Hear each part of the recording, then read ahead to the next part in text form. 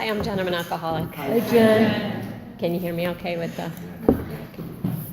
I'll try and speak up. I speak up when I'm a little nervous anyway. So I am an alcoholic. I do have experience with these steps, the way they're laid out with God, and a Big Book Step Study sponsor. I've completed my direct 9-step amends, practicing 10, 11, and 12 on a daily basis. And thank you, Tina, so much for asking me to come out and speak this morning. I had a tremendous ride out this morning. It was just a beautiful cold winter morning in New England, and I'm so grateful to be truly alive and conscious today, and so grateful to have been led to recovery through Big Book Step Study. And boy. So I think back to when I first began looking at these steps out of the book with my sponsor.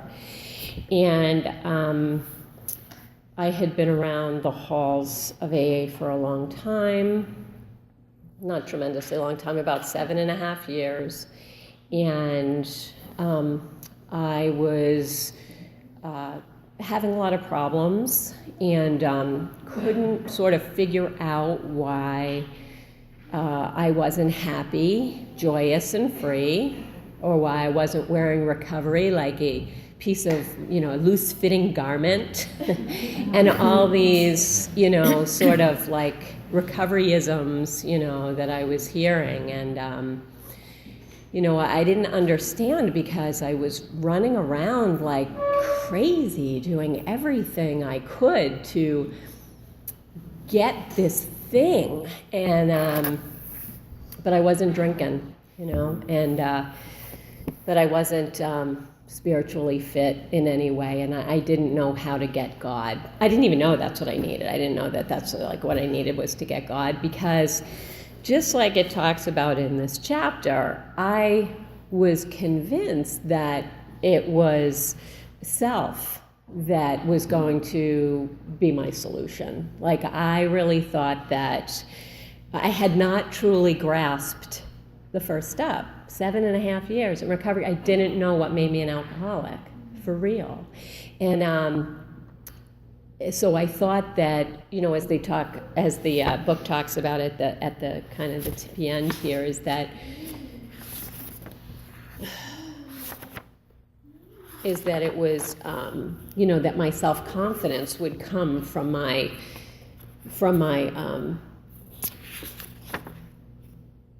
sort of my guarding, right? My guarding my sobriety, and my self reliance. It's really what I thought. So anyway, I was at my regular home group, and there was a woman there who just, she had a message that just grabbed me. Whenever she'd speak at the podium, she talked a lot about God and her relationship with God. And anyway, one day she just asked me one night at the meeting, how are you, Jen? And I just let loose, just sort of with the honest kind of answer for, which was, if I had to sit in these meetings anymore, I was just going to kill myself. It was just too awful, and I just couldn't stand it anymore. And I hated everybody, and I'd hide in the kitchen talking about everybody. And, and that's what I did, but I showed up, And so she said, why don't you come check out this meeting that I go to? And, I did. And from the very first meeting, I heard people talking about having a relationship with God, because the people who were opening their mouths were people who had a relationship with God. They had people who had experience with the steps. They had firsthand knowledge of going through the steps out of this book. And so I heard this message of depth and weight. And and I became very interested, because it was sort of like I experienced on a deep level that there was this alternate truth that I knew nothing about, and that was intriguing to me. I just sort of believed that if she was happy and did this thing, then anyway, I was, I just came to just sort of open up a little bit, there. And so, she gave me, I sat through some meetings, and, I asked her to work with me, and she went home and prayed about it, and I went home and prayed about it, and thus began the journey for me doing the steps out of the book. And when it came to looking at the first step, so we admitted we were powerless over alcohol, and that our lives had become unmanageable, right? So, we went through the chapter before this, the couple of chapters before this, but, in the doctor's opinion, I learned how I'm bodily different from my fellows, that I have an allergy to alcohol, that, which is the reason why I can't stop drinking when I'm drunk, and,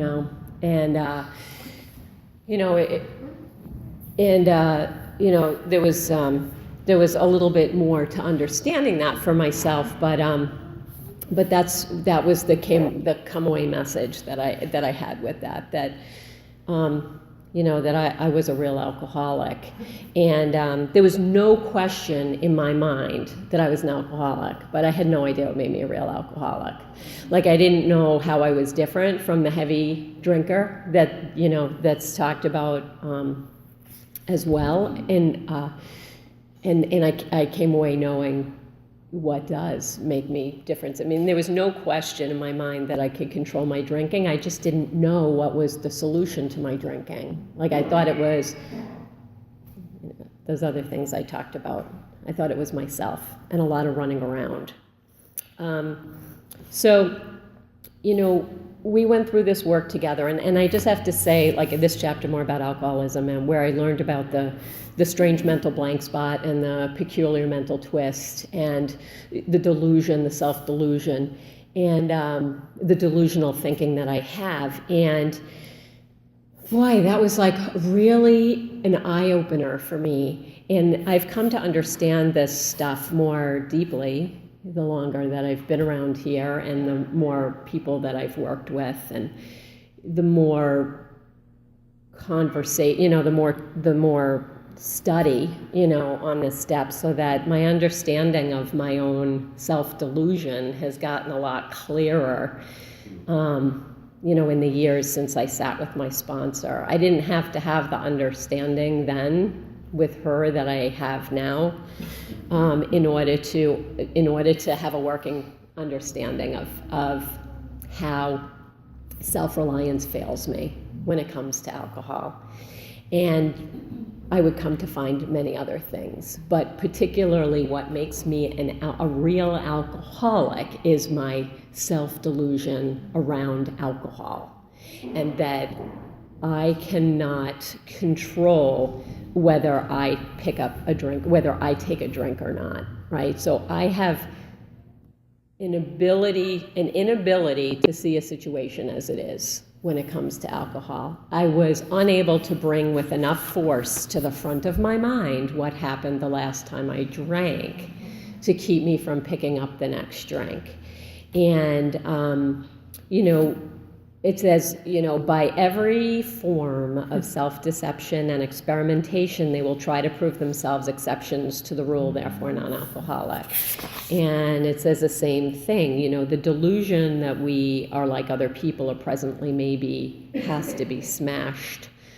The idea that somehow, someday he will control and enjoy his drinking is the great obsession of every abnormal drinker. So there's like a theme here, and the theme is that I'm constantly deluding myself into thinking that I can drink like other people, and that this time it'll be different, or maybe this time it'll be different, or even there's a teeny tiny chance that it might be different. And so in conceding to my innermost self in step one, there is none of that, but I had to carefully be introduced to this concept and get a working understanding of it in order to move forward. And so the beautiful thing about having somebody bring me through each sentence of this work was tremendously powerful for me. So, And I was obsessed with trying to drink like other people. For years and years and years when I was drinking, I was obsessed with it. And I thought that, and I sort of got the message too from people all around me that I could learn how to drink. That the problem was I just didn't drink the right way, you know? And so I was, you know, obsessed with trying it every possible which way I could. And, you know, because I have this strange mental blank spot, or the peculiar mental twist, right? So like, I can't keep myself from drinking, and then once I start drinking, I can't stop because I have the allergy. I am doomed. I am doomed. And that is why I am powerless, is because I cannot control either one of those areas. Therefore, no control, powerless, no control, power. There's no like, oh, I have a little bit of power, I have a little bit of control. So the mind, you know, there are some key points that are many key points in here, and only a few of them is there really, you know, can talk about all of them, but the mind of the alcoholic can't leave it alone no matter how great the wish. And then, of course, having the body that can't control when to stop and continuing to drink when I'm drunk. And I love the stories, so I am not bored by the stories. I love them. Like, as through the years, I've come to definitely feel such a kindred, like, spirit with particularly Jaywalker, right? But there's Man of 30 and Jim, Jaywalker and Fred, and, you know, and it basically those stories, like any good spiritual lesson, right? Because I don't understand spiritual lessons just by reading them out of the book, like, or someone just telling me like, this is a spiritual lesson, like you're powerless, right? Your thinking is so wrong, just so delusional, right? I just don't get that. So I need the stories, right? And like they do it in parables and other spiritual, right? But so these are the stories of my fellow alcoholics, right, early on. And I completely relate to the Jaywalker because I think probably because I was always injuring myself when I drank. Like I had crutches in my trunk, and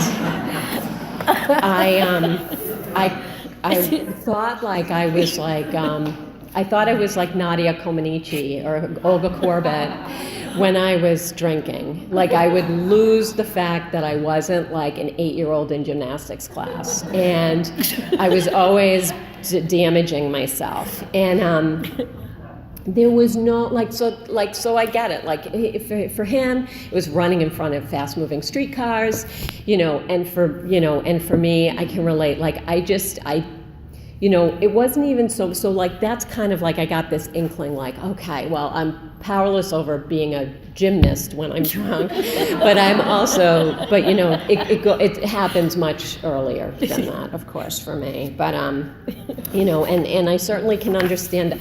I have lots and lots of stories that aren't exactly the whiskey and the milk, but are the whiskey and the milk.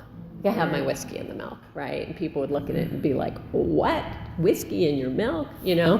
And, you know, like, ew, but yeah, you know, you know, we look at this stuff, right? So when we're going through and we're looking at this stuff with our sponsor, and we're you know, sort of, for me, when I was opening my conception to like why I might possibly need to move on in these steps, like why I might possibly like really need God, like really need God's help, I needed to look at the specific examples over and over again of my powerlessness.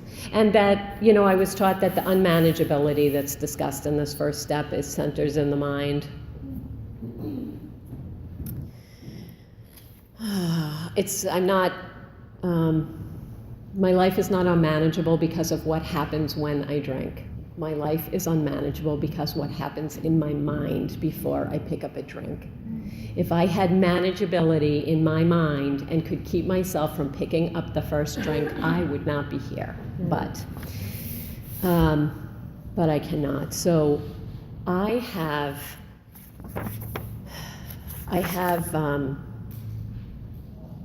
this subtle insanity. that I am saved from with God, not by myself, right? So I do not get better by exercising my willpower and keeping on guard when it comes to alcohol. I don't. It's not a personal failing. It's not that I don't know how to drink. I'm bodily and mentally different from my fellows.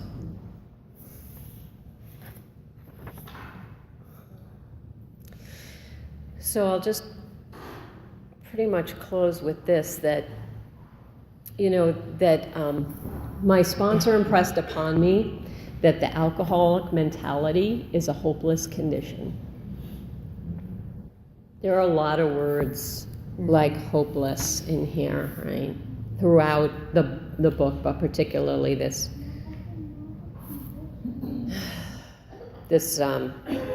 earlier part of the book.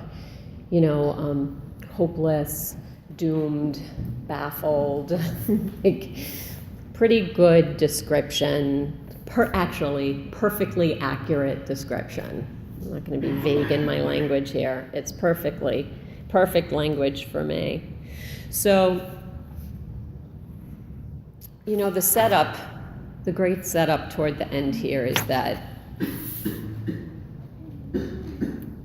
at the end when they're talking to, is it Fred? When they're talking to Fred, and they talk about, they're talking about the hopeless condition, and that having talked with the members of Alcoholics Anonymous, and he's clear. He says, I knew from that moment that I had an alcoholic mind. I saw that willpower and self-knowledge would not help in those strange mental blank spots. He says, I knew I was hopelessly defeated. And then he talks about the alcoholic mentality as being a hopeless condition. And then he says, quite as important was the discovery that spiritual principles will solve all my problems. And I feel like that therein lied sort of my openness to God. Because the message that I gotten for many years before I even come to this work was you get on your knees in the morning and you thank Him at night. And I was sure that everything in between that was my business and my business alone. And I did a horrible job. Because I just didn't know that I could do nothing more than a horrible job without God. So that really being in a place where I was ready to believe that spiritual principles would solve all of my problems just paved the way for the willingness to do this work and to know that there was much more for me to learn. I became really teachable. And I'm very, very grateful to the woman who introduced me to this work and all the people who along the way have become my tribe and my village of people who speak God, and a spiritual solution to the problem, to alcoholism. Alcoholism is fatal. I think it's all pretty clear to us. And, we don't die in pretty ways.